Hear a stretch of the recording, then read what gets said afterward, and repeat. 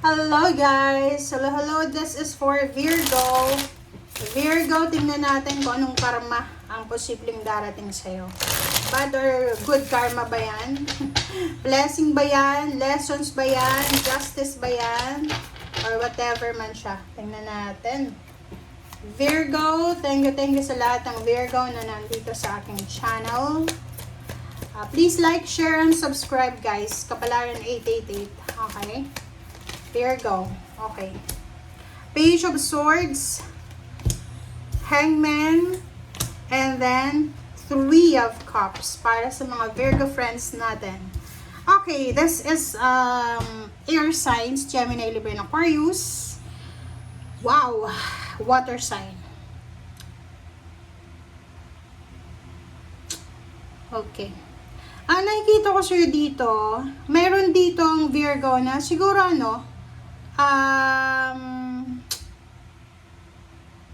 ikaw ba yung klase ng tao na madaldal, or ikaw yung klase ng tao na na yung tahimik lang?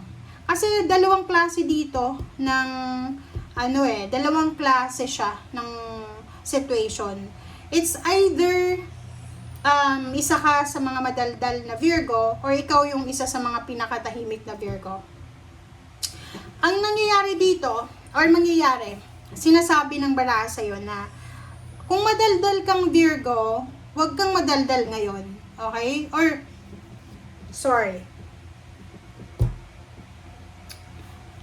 Kung madaldal ka, kung ano man ang nangyayari sa buhay mo, like for example, na-promote ka, pupunta ka ng ibang bansa, uuwi ka ng Pilipinas, buntis ka, ikakasal ka, may bago kang baby, lumipat ka ng bagong bahay, may bago kang sasakyan, whatever blessings man ang meron ka sa ngayon, wag na wag mo yung ipagsasabi. Okay? Sabi ng baraha sa'yo, wag mo munang ipagsabi. Kasi posibleng ma-evil eye yan. And instead na celebration yung mangyari sa'yo, ang mangyayari sa'yo, makakancel yung plano mo. Okay? So, you need to be careful. Doon sa mga tahimik na Virgo, yung mga mabubuting tao, sorry, hindi ko sinabing yung madaldal sa masama, but dalawang klase kasing Virgo diba? Yung isa ay tahimik na talagang mabuti yung puso niya. May isa din na tahimik pero medyo plastic, yung parang siya, sa loob yung kulo niya. So, sinasabi ng baraha sa'yo dito na kung ikaw ay tahimik na Virgo, huwag kang makikipagkaibigan sa mga taong madaldal, chismosa at mapanirang tao. Okay? So, dito kasi sinasabi ng baraha na posibleng may kaibigan ka na mahilig mag-chismis. Like, nagsisend sa'yo ng mga messages. No, alam mo si ganyan ganito, pero ikaw, hindi mo naman kilala siya. So, para lang meron kang reply doon sa friend mo, magko-contribute ka ng conversation So, mali daw yon. So, sinasabi ng baraha sa'yo na if may kaibigan ka na ginagawang pastime yung pagchichismis, ginagawang pastime yung paninira ng buhay ng mga buhay through chismis or kwento na wala namang katotohanan, wag mo yun napatulan. I-surrender mo yan, kung mag-ihang mo, no, parang gano'n. Sabihin mo, out ka dyan.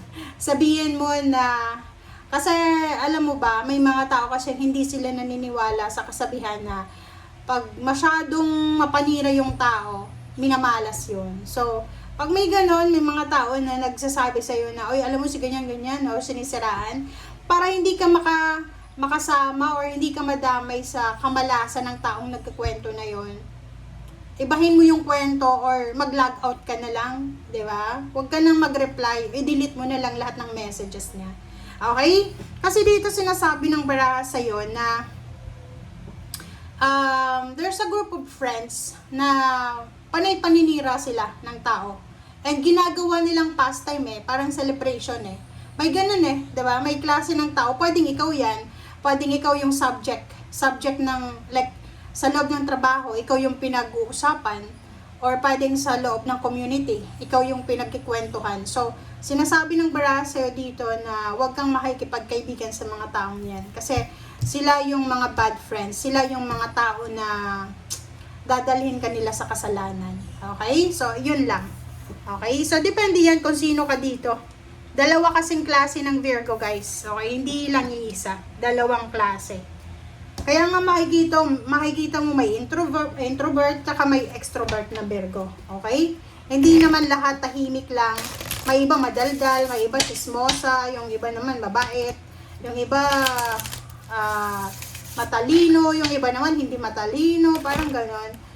May iba na parang masaya lang sila sa loob ng bahay, may iba naman na sobrang mahilig mag-socialize, parang ganon. So, hindi ibig sabihin na pare-pareho kayong Virgo, ganon ang ugali nyo. No, hindi.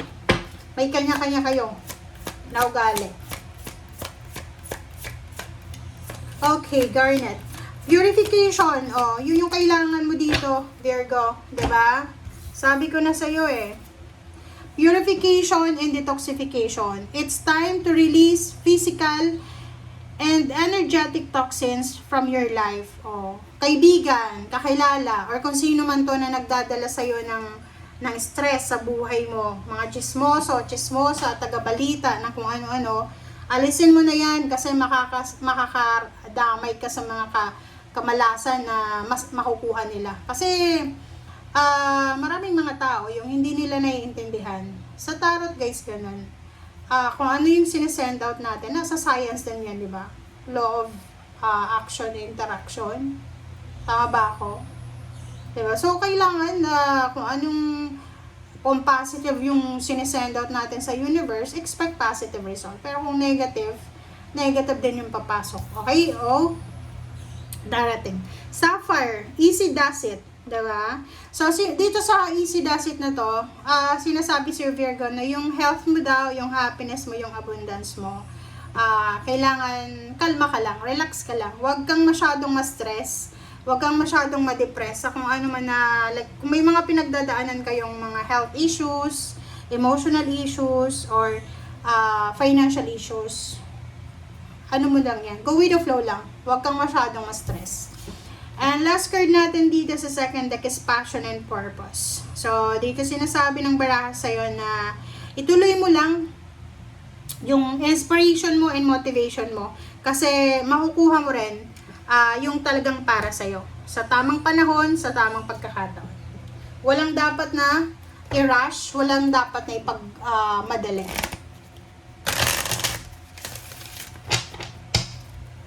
Alright, so doon sa mga Virgo na masyadong nagmamadali para sa pag-asenso, huwag kayong masyadong ma-stress dahil dyan. May kanya-kanya tayong Okay, first card natin sa third deck is New Moon in Sagittarius. Oh, diba? Focus ka lang sa positive. Ganun talagang buhay. Go with the flow lang. Pag feeling mo hindi pumapabor sa'yo yung sitwasyon, kahit nga yung relationship like sa trabaho, parang kinaiinisan ka ng boss mo, just go with the flow. Okay? Mag-focus ka lang na sa lahat ng mga nangyayari sa buhay ng tao, kahit negative na yan, may positive pa rin dyan. Okay? Be humble. Diba? Importante yun napaka-importante yung pagiging humble, pagiging mabuting tao. Diba? Mag-focus ka daw sa positibo, and at the same time, maging humble ka. Okay? Maging humble.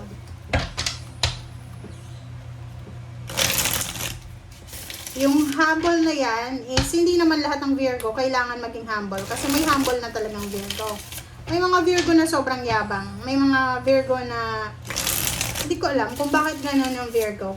Or yung Gemini din, gano'n. Hindi lahat ng Gemini pare-pareho yung ugali. Kaya nga, sabi nga sa reading, di ba, kailangan kunin lang natin kung ano yung resonated sa atin. Kasi hindi ibig sabihin, lahat kayo sinilang na Virgo, pare-pareho yung kapalaran nyo. No, hindi ganon. Kasi may masama, may mabuti, may mga ganon. Okay? Alright, so Wheel of Fortune, the Star and Justice. 3 major arcana yan, guys. 4 major arcana, the Fool, and 2 of Swords. 1, 2, 3, 4, 5. 5 major arcana yan, ha? Okay. So, Virgo, sinasabi ng baraha sa'yo dito na Zero the Fool, meron ditong risky na decision ka na kailangan na gawin. Kumbaga, siguro maraming beses mo na tong pinag-isipan. Maraming beses mo na tong pinag-pray or pinag-isipan. Gusto mong mag-resign, gusto mong lumipat ng trabaho, gusto mong pumunta ng ibang bansa.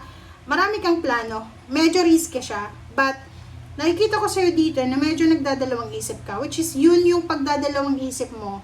Yung confusion mo, siya yung parang anong tawag doon? Yung obstacle ba? Nakakabagal. Parang gano'n. Yung hindi ka makapag-desisyon, it's because marami kang iniisip. Pros and cons, parang gano'n. Pero sinasabi ng Baraha dito na yung focus mo, Virgo, is about the transformation.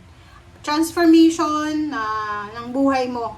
Yung katuparan ng pangarap mo, and at the same time, balance. Parang gano'n. Justice, yun ba? Karma, di ba? So, sa reading mo ngayon, since yung tawag dito, since hinahanap natin yung karmic blessings, karmic lessons, karmic justice, lahat yun nasa iyo. Kasi itong karmic justice nandito So, there's something na magdadala sa iyo ng hustisya. Yung dreams and hopes mo, mangyayari yan sa tamang panahon.